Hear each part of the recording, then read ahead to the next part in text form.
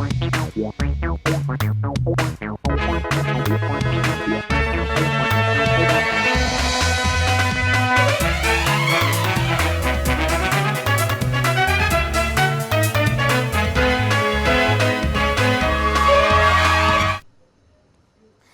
आप देख रहे हैं राष्ट्रीय समाचार। मैं आपके साथ हिमानी। नजर डालते हैं आज की हेडलाइंस पर।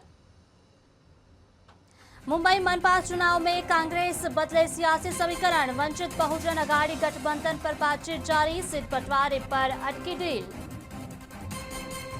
राष्ट्रपति द्रौपदी मुर्मू के झारखंड दौरे की तैयारियां पूरी, अतिरिक्त पुलिस बल तैनात, अधिकारियों को विशेष प्रशिक्षण, दौरा सुरक्षित सुचारू रूप से संपन्न होने की उम्मीद। केजीएमयू लव जिहाद मामले में महिला आयोग की सख्त कार्रवाई, दोषियों को कानून के सामने लाया जाएगा, पीड़िता को न्याय दिलाना प्राथमिकता।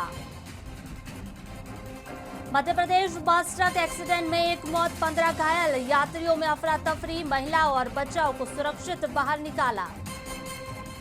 अयोध्या में रामलला दर्शन के लिए श्रद्धालुओं की भारी भीड़, वरिष्ठ और अवस्थ श्रद्धालुओं के लिए विशेष व्यवस्था, दर्शन का अनुभव और मंदिर परिसर की भव्यता।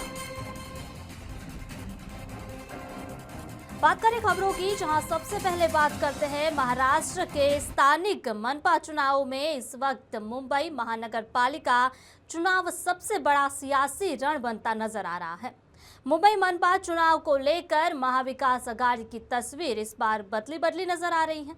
वहीं कभी शरद पवार की एनसीपी और उद्धव ठाकरे की शिवसेना के साथ कंधे से कंधा मिलाकर चलने वाली कांग्रेस अब न तो एनसीपी के साथ दिखाई दे रही है और न ही उद्धव गुट के शिवसेना के साथ।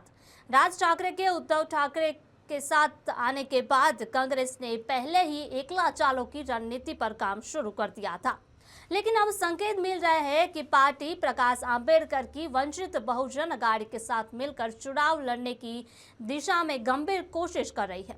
कांग्रेस और वंचित बहुजन अघाड़ी के बीच साझा चुनाव लड़ने को लेकर बातचीत का दौर जारी है। दोनों दलों ने 3-3 सदस्यों की कमेटियां बनाई, जो अब तक कई बैठकों में सीटों के बंटवारे पर मंथन कर चुकी है। प्रकाश आंबेडकर की पार्टी मुंबई की कुल 227 सीटों में से 70 सीटों की मांग कर रही है और इसकी पहली सूची कांग्रेस को सौंप दी गई है। आज के महानगर पालिका के चुनाव में सबकी नज़र मुंबई महानगर पालिका के चुनाव पर टिकी हुई है।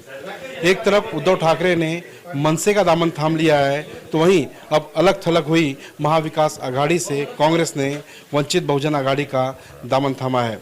बातचीत चल रही है, सीटों का बंटवारा को लेकर रोजाना मीटिंग भी होती है, लेकिन अभी तक कोई आखिरी निर्णय कहें, आखिरी आउटपुट कहें कि दोनों पार्टियां वंचित बहुजन अघाड़ी या कांग्रेस कितनी सीटों पर लड़ेंगी, ये अभी तक खुलकर सामने नहीं आया है। हमने बहुत अच्छा परफॉर्म किया है, हमारा वोट बेस है, वहाँ पर हमारी कार्यकर्ता बड़ी अच्छी तरीके से काम करते हैं और हमारा संगठन मजबूत, वहाँ पर वोटर हमारे साथ है, जो सीटें हम जीत ही सकते हैं। तो वो नॉन निगोशिएबल सीटें जिसमें कोई चर्चा हम नहीं करेंगे। और दूसरी लिस्ट है 50 सीटों की, कि जिस पर हम बैठकर निगोशिएट करेंगे, हम बैठेंगे, बात करेंगे, अगर कुछ सीटें उनको चाहिए और वो विन कर सकते हैं तो हम उनके साथ वो शेयर करेंगे, हम दूसरी सीटें लेंगे, तो वो एक्सचेंज हो सकता है। वो 50 सीटों पर हम निगोशिएट करने के लिए तैयार है, लेकिन 20 सीट पर नहीं। लेकिन हुआ ऐसा है कि उन्हीं 20 सीटों में से 2 सीटें ऐसी निकली है जिस पर कांग्रेस के एक लीडर के फैमिली मेंबर्स के लिए वो सीटें कांग्रेस ने अड़ा कर रखी है और हम हमारे कार्यकर्ता के लिए लड़ रहे हैं। जो कार्यकर्ता 5-7 साल से वहाँ पर काम कर रहा है, मेहनत कर रहा है, लोगों के लिए लड़ रहा है, और जो कॉरपोरेटर बनकर अभी सभागृह में जाना चाहता है और उसने जाना चाहिए, ऐसे कार्यकर्ता के लिए हम लड़ रहे हैं। किसी फैमिली मेंबर के बजाय ऐसा कार्यकर्ता ज़्यादा डिजर्व करता है कि वो सीट उसे मिले। इसीलिए हम कांग्रेस को बोल रहे हैं कि वो सीटें जो है वो हमें कार्यकर्ता के लिए दी जाए। सिद्धार्थ जी, 70 सीटों की डिमांड की गई, लेकिन मामला अभी तक क्लियर नहीं हुआ है। अगर पिछले चुनाव के विधानसभा को ध्यान में रखें, लोकसभा को ध्यान में रखें, आप लोगों से जिस तरह से मदद मांगी जाती है हर चुनाव में, आखिर मोमेंट में आप लोग को अलग थलग कर दिया जाता है, पिक्चर पूरी तरह से क्लियर नहीं हो पाता। ये चीज़ विधानसभा में साफ तौर पर देखने मिली थी, तो लगता नहीं कि यहाँ पर अभी तक मामला क्लियर नहीं हो पाया है। अगर पेच आप लोग का सही बैठता नहीं, समझौता नहीं होता सीटों को लेकर, तो फिर आगे का स्टेप क्या होगा? नहीं, अगर समझौता नहीं हुआ तो आगे का स्टेप तो पार्टी लेगी, ज़रूर लेगी, लेकिन इस वक्त उस पर बात करना मुझे सही नहीं लगता है, क्योंकि हम बहुत सकारात्मक है, बहुत आशावादी है और हमें अपेक्षा है कि कांग्रेस इन 2 सीटों पर कुछ ना कुछ पॉजिटिव हल निकालेगी, कुछ पॉजिटिव सॉल्यूशन लेकर आएगी और उन्होंने लाना चाहिए, क्योंकि कांग्रेस को भी वंचित की बहुत ज़रूरत है और इसमें वंचित बहुजन आघाड़ी से ज़्यादा कांग्रेस का फ़ायदा है। हमने 223 सीटों में से सिर्फ 70 सीटें क्लेम की है, उसमें भी सिर्फ 20 सीटें ऐसी है कि जो हम छोड़ने को तैयार नहीं है, बाकी 50 सीटों पर हम चर्चा के लिए तैयार है। और कितनी फ्लेक्सिबिलिटी चाहिए पॉलिटिक्स में, और कितना आगे आना चाहिए, कितना हाथ आगे बढ़ाना चाहिए। तो हम ये चाहते हैं कि जितना हम आगे आ रहे हैं, हमने आगे पैर रखा है और 2 कदम पीछे भी आने को हम तैयार है, 50 सीटों पर चर्चा करने के लिए तैयार है। उसी तरीके से अब कांग्रेस ने भी थोड़ा कुछ एडजस्ट करना चाहिए और उन 2 सीटों का सोल्यूशन निकालना चाहिए। तो कितनी बैठकें हो चुकी हैं इस सीट बंटवारे को लेकर और अगली बैठक कब होनी है? नहीं, अभी इन सीट बंटवारे को लेकर जो दोनों तरफ से 3-3 मेंबर्स की कमेटी बनाई गई है, उनमें लगातार मुलाकातें हुई, फ़ोन पर बातें हुई और वो बातें जारी है। तो उसका आंकड़ा मैं नहीं बता सकता कितनी मीटिंग्स हुई, लेकिन कम्युनिकेशन शुरू है और हमें अपेक्षा है कि ये पॉजिटिवली ये कम्युनिकेशन जो है वो इस आघाड़ी को शेप देगा और एक आघाड़ी के रूप में वंचित और कांग्रेस आगे आएगी। जीत पर कौन अड़ा हुआ है? कांग्रेस अड़ा हुआ है कि आप लोग अड़े हुए हैं? प्रकाश जी का क्या कहना है? आप ही तय करिए, इसमें तो बाला साहब डायलॉग में कहीं पर भी नहीं है। हमारी तरफ से 3 मेंबर है, वो अपने पार्टी वर्कर्स के लिए, अपने सहयोगी कार्यकर्ताओं के लिए फाइट कर रहे हैं, क्योंकि हमने देखा है हमारे कार्यकर्ताओं ने किस तरीके से मेहनत ली है और अगर उनकी तरफ से भी कोई कार्यकर्ता होता तो समझ सकते थे। किसी नेता के फैमिली मेंबर के लिए ये सीटें छोड़ना हमें मतलब उतना मुनासिब नहीं लगता है। तो इसीलिए अब कांग्रेस कैसा कन्विंस करती है उन 2 सीटों पर हमें और क्या पॉजिटिव सॉल्यूशन लाती है, क्या किस तरीके से इस पर मार्ग निकलता है, अब उस पर ये सब निर्भर है आगे का। हमेशा माना था कि प्रकाश अंबेडकर जी और आपकी पार्टी हमेशा प्लान बी तैयार रखते हैं, क्या इस बार प्लान बी तैयार है कि आखिरी मोमेंट में आप लोग तीर चलाएंगे? अभी वो हिंदी में कहावत है ना, बंद मुट्ठी लाख की खुल गई तो खाक की। तो पॉलिटिक्स में भी टाइमिंग को बहुत ज़्यादा अहमियत होती है पॉलिटिक्स में, तो इसलिए सही समय पर सही बातें बोल दी जाए तो वो अच्छी रहती है। प्लान बी तैयार है मतलब? तो प्री मैच्योर स्टेज पे है या नहीं है ये बताना कोई ठीक नहीं है। तो अभी इफ एंड बट्स में जाने के बजाय मैं यही कहूँगा कि हम बहुत पॉजिटिव है आज भी और अब तक बहुत अच्छे तरीके से ये बातें आगे आई है। कांग्रेस ने बस थोड़ा सा दिल और बड़ा करना चाहिए और दिल बड़ा करने के बजाय थोड़ा सा लॉजिकली जो कार्यकर्ताओं को। अगली मीटिंग कब तक होगी? नहीं, अभी मीटिंग हमारा कम्युनिकेशन कंटिन्यू जारी है हमारे दोनों कमेटियों के बीच में। अभी देखते हैं अगर उनकी तरफ से कुछ आज आता है। 27 दिसंबर है, बहुत नज़दीक है। यही हम कह रहे हैं कि कार्यकर्ताओं को जिनको हम तय करेंगे कैंडिडेट बनाकर उतारना, तो उनको भी प्रिपरेशन के लिए, पेपर वर्क के लिए टाइम मिलना चाहिए और सिर्फ 2 दिन हाथ में बचे हैं, तो जितना जल्दी हो सके उन्होंने वो डिसीजन अगर लिया। डेडलाइन तय नहीं हो पा रही दोनों की तरफ से?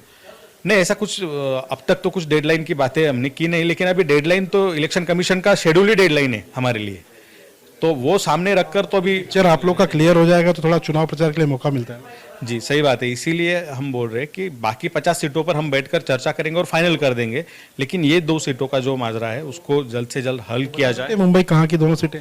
नहीं, अभी कहाँ की है या किस नेता की है ये बताना ठीक नहीं रहेगा, क्योंकि उसका सीधा इम्पैक्ट हम दोनों के बीच जो डायलॉग शुरू है उस पर होगा और हम नहीं चाहते कि इस पर कोई भी नकारात्मक प्रभाव गिरे, इसलिए आज नहीं बताएंगे हम वो। तो इस उलझन को सुलझा लिया जाए कि उलझन बनी रहेगी? नहीं, हम तो चाहते कि ये सुलझा लिया जाए और बड़ी जल्दी मतलब समय ना गवाते हुए इसको सुलझाना चाहिए, ये हमारी भूमिका है। सिद्धार्थ मुगले जो हमसे बातचीत कर रहे थे। कैमरामैन संतोष इसले के साथ सर्वेश तिवारी, राष्ट्रीय समाचार, मुंबई। बात करें रांची में राष्ट्रपति द्रौपदी मुर्मू के 3 दिवसीय झारखंड दौरे को लेकर प्रशासनिक तैयारियां पूरी कर ली गई है। जोनल आईजी मनोज कौशिक ने बताया कि अतिरिक्त पुलिस बल तैनात कर लिया गया। 3 दिनों के दौरान अलग अलग जिलों में राष्ट्रपति के कार्यक्रम के अनुसार सभी तैयारी पूरी की गई है। पुलिस प्रशासन के कर्मियों को विशेष प्रशिक्षण दिया गया और जरूरी कार्रवाई के लिए निर्देश भी जारी कर दिए गए हैं। वहीं पुलिस मुख्यालय प्रवक्ता एस राज ने बताया कि जिला प्रशासन ने सुरक्षा व्यवस्था को पूरी तरह सुनिश्चित किया गया है। उम्मीद जताई है कि महामहिम का यह दौरा सुरक्षित और सुचारू रूप से संपन्न होगा। विजिट का जो प्रोग्राम आया है उसके अनुसार 28 तारीख को वो आएंगे रांची, उसके बाद 29 तारीख को जमशेदपुर जाएंगे। जमशेदपुर में एक प्रोग्राम है करंडी में, उसके पश्चात NIT जमशेदपुर जो सरायकला में है उधर जाएंगे। पुनः वापस रांची आ जाएंगे। फिर नेक्स्ट डे गुमला में जो कार्यक्रम है वो जसपुर होते हुए जाएंगे। इस संबंध में 4 जिला में प्रोग्राम है, लगातार 3 दिन में है। और इस संबंध में हमारा तरफ से जो फोर्स का रिक्वायरमेंट वगैरह सभी जिला से आए हैं, उसके अनुसार हम लोग 3000 से अधिक जो बल का चारों जिला में यूज़ कर रहे हैं, उनको डिप्लॉयमेंट कर रहे हैं। माननीय राष्ट्रपति महोदय का कार्यक्रम 3 दिन का है स्टेट, और हम लोगों ने सारी तैयारियों को फाइनल कर लिया है। डीसी साहब ने और सीएम साहब ने पुलिस स्तर से अतिरिक्त पदाधिकारी और पुलिस फोर्स भी जो है सभी जगहों पर पहुँच गया है। तो आज इन सब लोगों को डिटेल में ब्रीफिंग किया गया है, डूज एंड डोंट्स बताए गए हैं, क्या करना है और क्या नहीं करना है। और उसके साथ ही इसके बाद बाकी सब चीज़ों की तैयारी की मिनट जो रहती है वो शुरू होती है। आई एम श्योर कि बहुत ही अच्छे से और सुरक्षात्मक तरीके से ये पूरा दौरा जो है संपन्न। बात करें केजीएमयू लव जिहाद मामले पर महिला आयोग की अध्यक्ष बबीता सिंह ने बड़ा बयान दिया। उन्होंने कहा मामले की गहन जांच जारी है और इस तरह मामलों में कई लोग भी शामिल हो सकते हैं। डॉक्टर सिंह ने स्पष्ट किया कि जांच में किसी भी स्तर पर लापरवाही नहीं बरती जाएगी।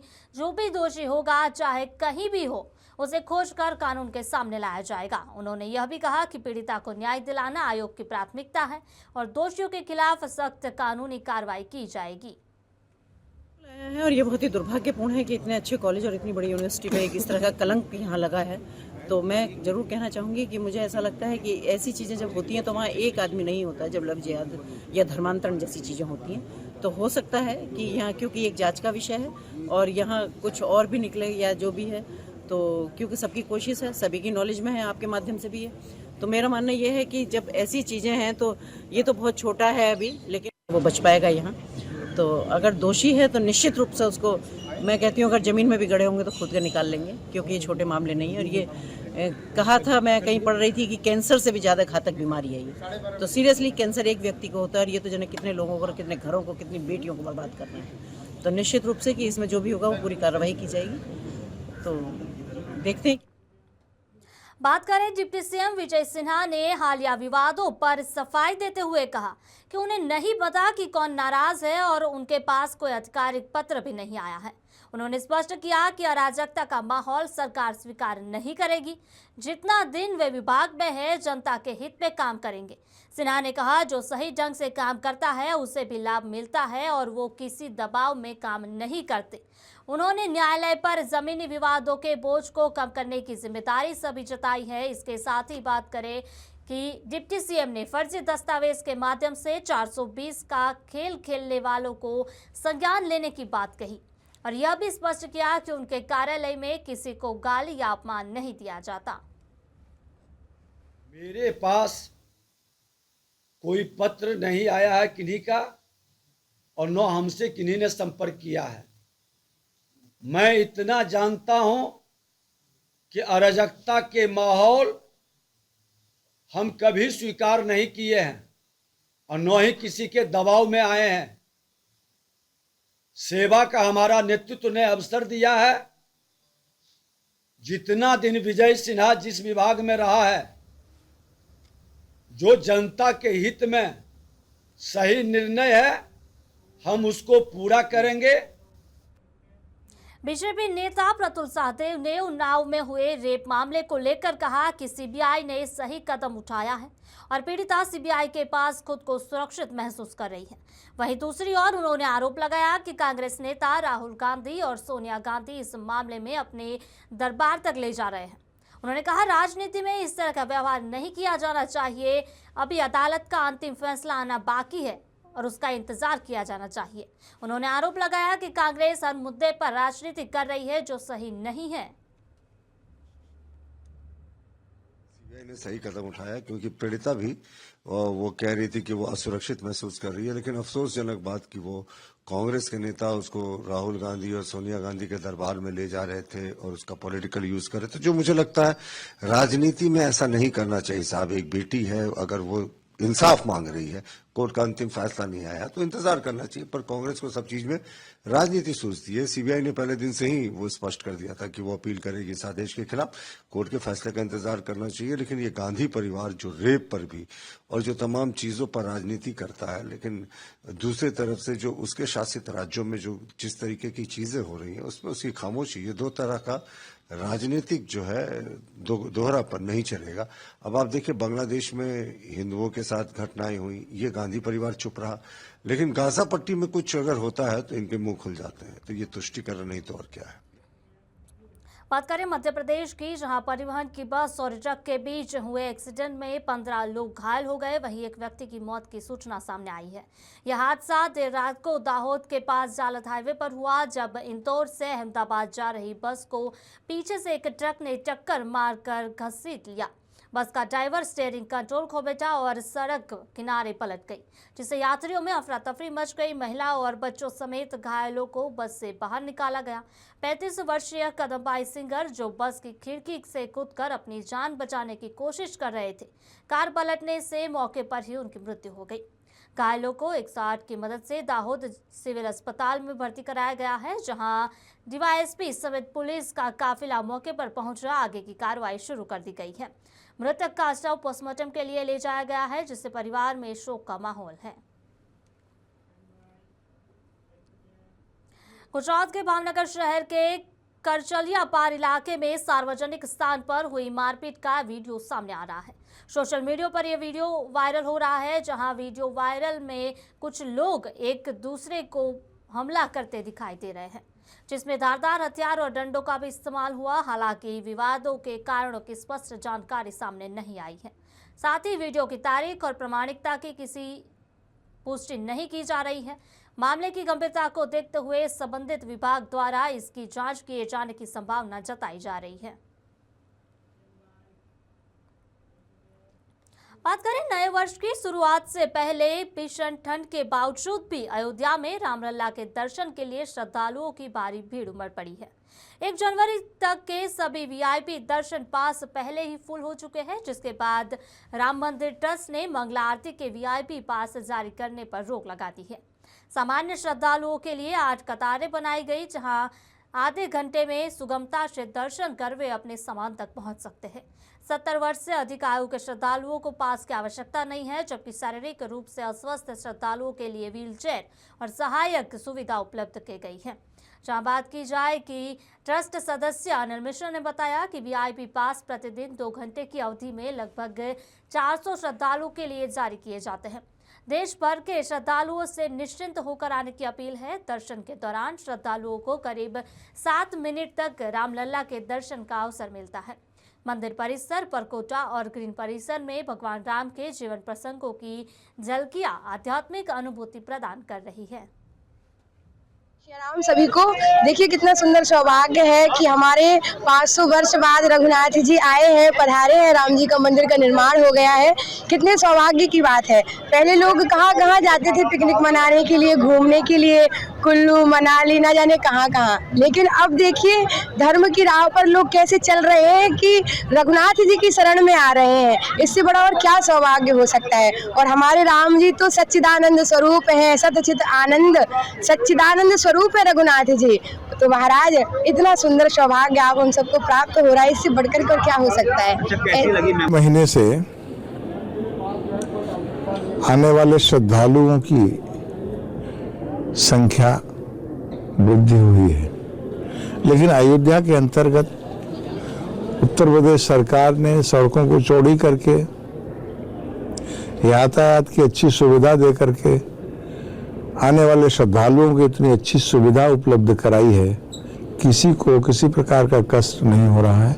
इतनी बड़ी हुई संख्या में भी सभी श्रद्धालु जो सामान्य हमारे 8 पंक्तियां दर्शन के लिए राम मंदिर में ट्रस्ट ने बनाई है, उसमें सुगमता पूर्वक आधे घंटे के अंदर दर्शन प्राप्त कर ले रहे हैं। भगवान के सामने जैसे मंदिर में प्रवेश करते हैं उनका दर्शन शुरू हो जाता है।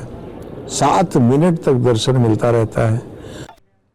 बात करें क्रिसमस की छुट्टियां और सर्दियों की वजह से जूनागढ़ शहर के प्रमुख टूरिस्ट डेस्टिनेशन सक्करबाग जू, ऊपरकोट फोर्ट और गिरनार माउंटेन पर भारी भीड़ देखी जा रही है। देश विदेश से बड़ी संख्या में लोग शहर के आसपास आ रहे हैं, जहां खासकर गिरनार पर्वत पर स्थित जगत जननी मां अंबा के मंदिर दर्शन कर रहे हैं। मंदिर के पुजारी तुषार गिरी ने बताया कि प्रशासन और पुजारी परिवार ने टूरिस्ट की सुविधा के लिए सभी इंतजाम किए हैं। ऊपरकोट किले में भी पिछले साल की तुलना में 30 से 32% अधिक टूरिस्ट पहुंच गए, जहां लोग ट्रेन और अन्य सुविधाओं का आनंद ले रहे हैं। अहमदाबाद से आए स्कूल स्टूडेंट्स भी यहां शिक्षाप्रद पर्यटन का अनुभव कर रहे हैं, जिसमें इतिहास और संस्कृति को समझने पर जोर दिया जा रहा है। वहीं सक्करबाग जू में भी पर्यटकों की बड़ी संख्या देखी गई, जहां आने वाले दिनों में भी भीड़ बढ़ने की संभावना जताई जा रही है। स्थानीय अधिकारियों और टूरिस्ट के दोनों जगहों पर किए गए इंतजाम की सराहना की और लोगों से अपील की है कि वे जूनागढ़ ऐतिहासिक और सांस्कृतिक धरोहर को समझने और संरक्षित करने के लिए यहां अवश्य आए। मैं Rajesh Todlani, head of tourism destinations, Savani heritage conservation private limited.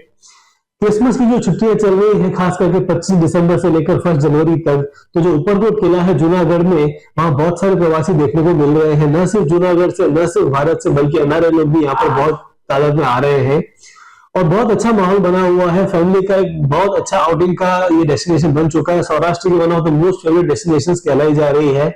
Christmas to Christmas compare करें तो पिछले साल से इस साल में करीब 30 से 32% का ग्रोथ देखने को मिल रहा है। अभी जो आप दर्शन कर रहे हैं वो जूनागढ़ गांव में गिरनार पर्वत पे श्री अम्बे माता जी का मंदिर है, जो शक्तिपीठ है। माता जी का उधर का भाग इधर विराजमान है।